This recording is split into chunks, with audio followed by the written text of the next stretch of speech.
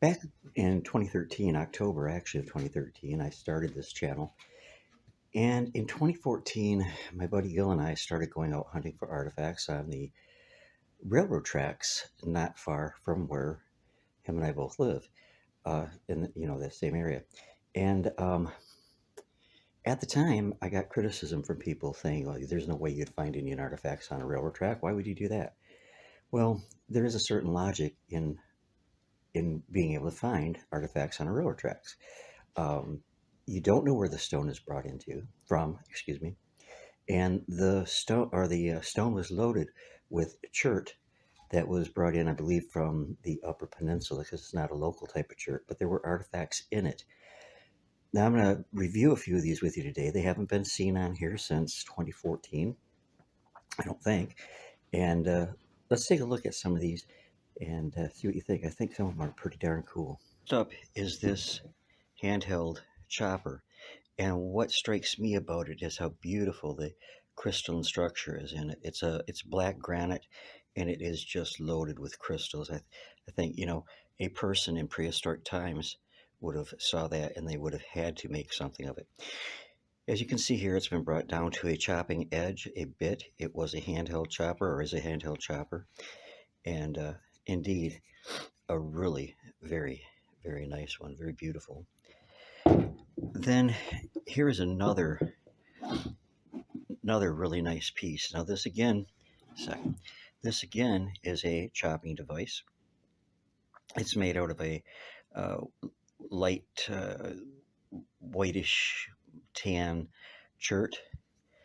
I don't believe it's a local chert.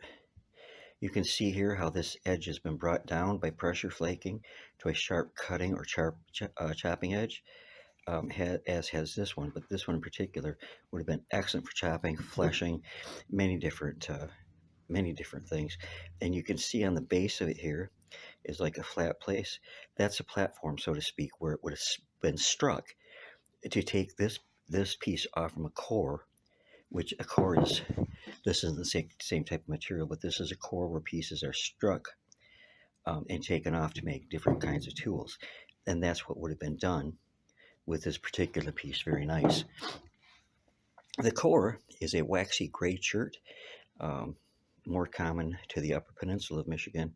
There were a number of pieces taken off from this for making other tools with. This is black, I'll show you the back again in a second. This is basically a black chert. And on the back, you can see, though, that it also has this lighter material mixed in with it. And this was brought to a V shape by uh, striking and pressure flaking, sharpened here, and presumably was used for some kind of woodworking, like perhaps working on arrow shaft, or it could have even been used in working material that was going to be used in making baskets. Very nice artifact, very nice type of chert. Here is another small hand chopper or fleshing tool, scraping tool. Could have even been an adze. You'll see it's brought down again here to a nice cutting blade or scraping blade. This is again a light grayish uh, or whitish tan chert, similar to the material of the one I just showed you a moment ago. Very nice. The only thing is I cannot ascertain an age on any of these because I didn't find any diagnostic artifacts with them. This is a beautiful piece of chert, and it goes from light to a medium gray and then back to light. And again, brought by pressure flaking, which doesn't occur naturally. It was brought down to a very nice working edge here. So that's another nice artifact from there. Let's see what I'll show you next. This again is a piece for, I believe, working with wood. It's curved here, and this area here was again sharpened by pressure flaking. Very nice piece, nice waxy feel chert. It could feel waxy because it might have been heat treated at one time. They did heat treat to make stone stronger. This one's a little bit cruder, a little bit more crude, but again, I believe that this is a knife type device.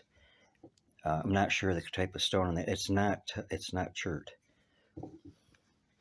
Then here is a little blunt nose thumb knife, so called because it's held between the forefinger and the thumb and used for scraping, cutting, or whatever. I used to find these a lot around the hearth or campfires up at my old Van Etten Creek site up in Oscoda, Michigan. That's not where that one was from, of course. Here's a rather exotic looking piece of chert, and this is a scraper. It would have more than likely been set into a handle, and this part would have been exposed and would have done the work. Very nicely pressure flaked around the edge, making it a very efficient cutting or scraping tool. I love the rich black chert and the gray inclusions in it. Then here we have a stone that was used for sharpening, perhaps. You see the depression here where it's been heavily used, and you can see here these marks coming down where something was pulled through that depression. Again, this could have been used for working on sinew, with sinew to make what would be used as thread for sewing or many other things. Again, it could have been used in basket work. Lastly, I want to show you this cool little piece. I believe this was a celt, or is a celt, and this would be the work end of it. This would be the chopping end of it. This would be the pole end of it. One of the cool things about it is, and I don't know if you can see it real well, is there are a lot of golden sparkles in it. That again, I think somebody in ancient times would have seen that and they would have been really impressed by it and wanted that in order to make a tool with that was distinctive looking. So there you have it. There are 12 pieces here out of probably several hundred that Gil and I found along the railroad tracks near here. Thanks for watching. Love you all much. God bless and see you soon.